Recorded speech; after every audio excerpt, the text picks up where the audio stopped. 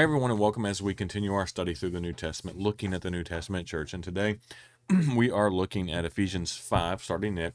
And this is Paul continuing his subject, his thought on living in the light or being part of the light. And he continues this and talking about living in the light. So we're going to look at Ephesians 5, 1 through 14. Look at a short section of notes. This is honestly pretty basic. I say basic stuff.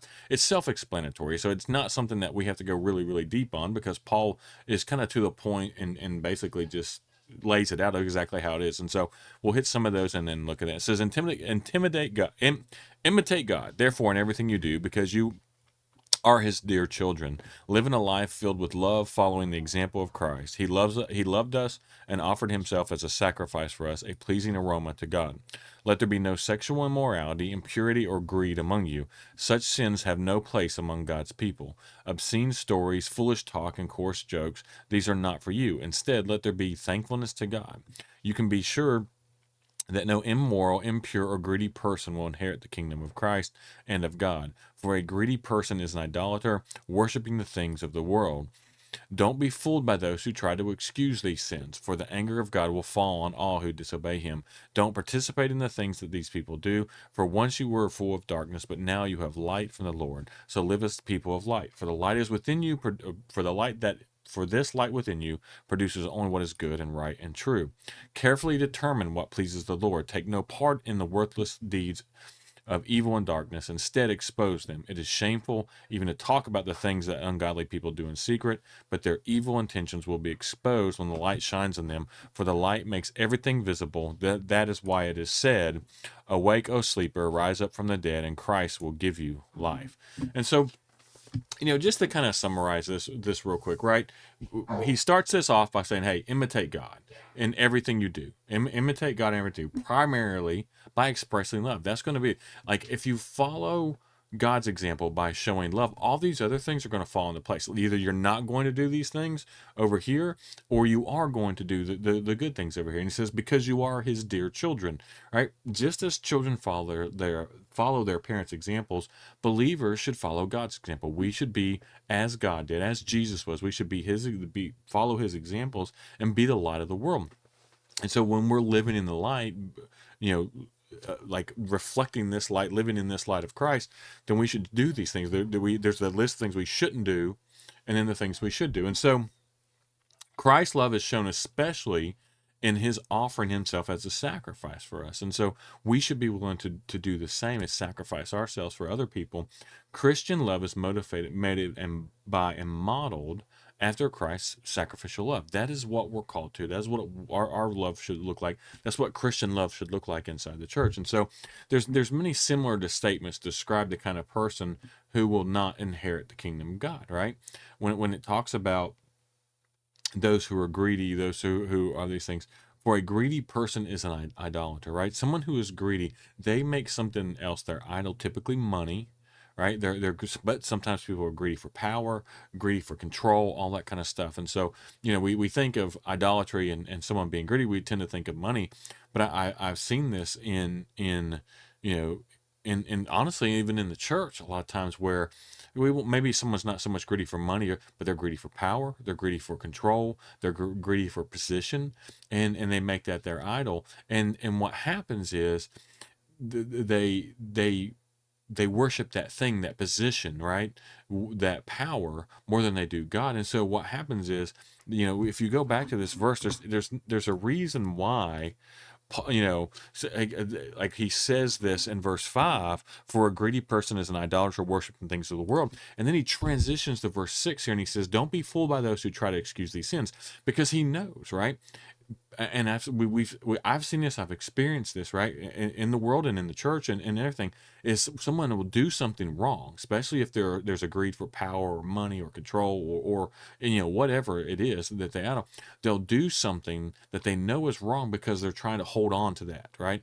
They'll do that, and so they'll excuse it. And that's why he says in verse 6, don't be fooled by those who try to excuse these sins, because greed and all that kind of stuff, that idolatry thing in verse 5 leads to verse 6, where especially for those who are there's some people who, like, if they're not Christians, they don't care. It's like, okay, I'm I'm going looking after myself first.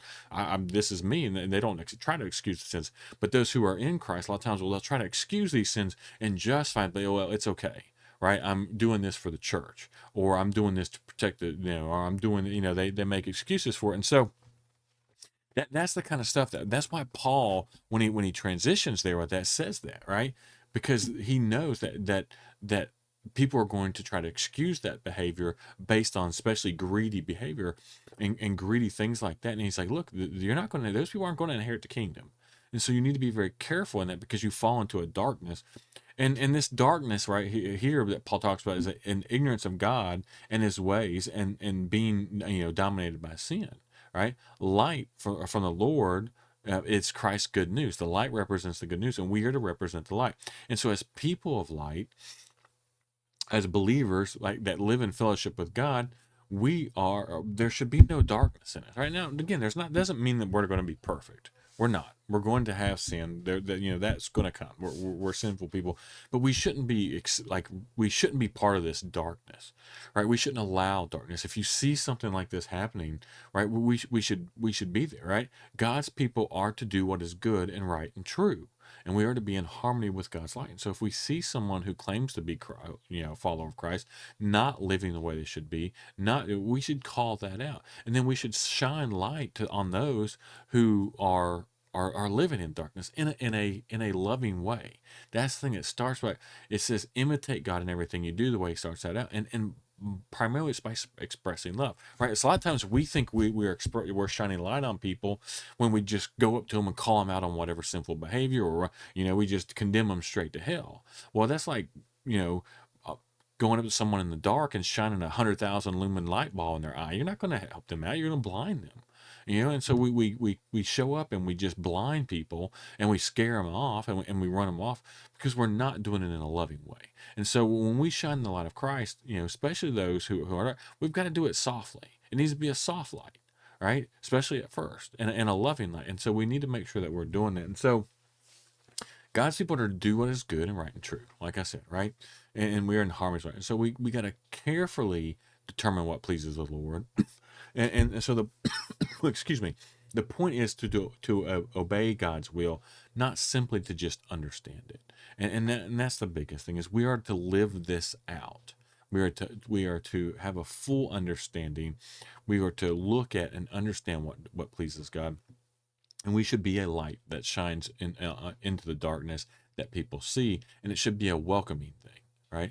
Not so bright that it blinds people, or scares people off, or what makes people want to turn away from it, but say, hey, like, that's something I want to gravitate towards, or look at that. There's something that I see there that's beautiful and kind, and that's the type of light that we are to be in the world, not something that's just annoying and and runs people off. So I hope that understands. Again, like, this is very, and I'm not trying to be mean, or like break this down, but this is very self-explanatory. Like, Paul's not being extremely deep here.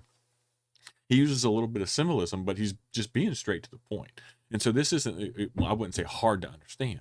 And so I hope everyone, is getting something out of it, and this makes sense, and everyone, is learning from this as we go through it. As always, I encourage you to subscribe to the channel if you haven't done so yet. That way you can follow along with us.